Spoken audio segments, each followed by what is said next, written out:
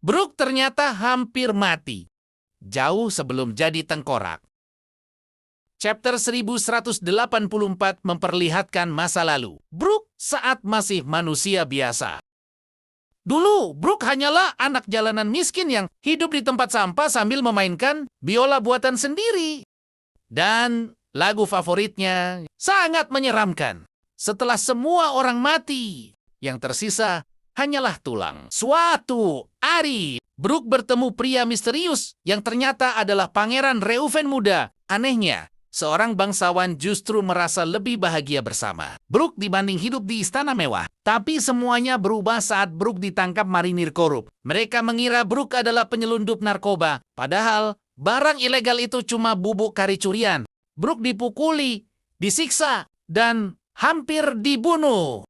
Sebelum itu terjadi, Reuven datang menghancurkan gudang bersama Kendall, dan disinilah sisi gelap Reuven mulai terlihat. Kalau pemerintah melindungi sampah seperti ini, dunia memang sudah berakhir. Setelah itu, Reuven membawa Brooke ke istana, memberinya alat musik sungguhan, dan mengubah hidupnya selamanya. Tanpa Reuven, Brooke mungkin tidak akan hidup cukup lama untuk menjadi anggota topi jerami. Dan sekarang kita tahu kenapa Brooke tidak pernah melupakan hutangnya pada keluarga Esperia.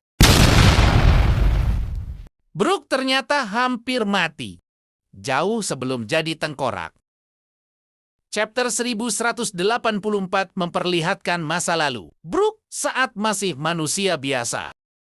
Dulu, Brooke hanyalah anak jalanan miskin yang hidup di tempat sampah sambil memainkan biola buatan sendiri.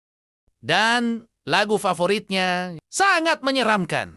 Setelah semua orang mati, yang tersisa hanyalah tulang. Suatu hari, Brooke bertemu pria misterius yang ternyata adalah Pangeran Reuven muda. Anehnya, seorang bangsawan justru merasa lebih bahagia bersama Brooke dibanding hidup di istana mewah. Tapi semuanya berubah saat Brooke ditangkap marinir korup. Mereka mengira Brooke adalah penyelundup narkoba. Padahal, barang ilegal itu cuma bubuk kari curian.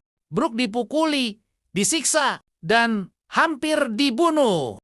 Sebelum itu terjadi, Reuven datang menghancurkan gudang bersama Kendall, dan disinilah sisi gelap Reuven mulai terlihat. Kalau pemerintah melindungi sampah seperti ini, dunia memang sudah berakhir. Setelah itu, Reuven membawa Brooke ke istana, memberinya alat musik sungguhan, dan mengubah hidupnya selamanya. Tanpa Reuven, Brooke mungkin tidak akan hidup cukup lama untuk menjadi anggota topi jerami. Dan sekarang kita tahu kenapa Brooke tidak pernah melupakan hutangnya pada keluarga Esperia.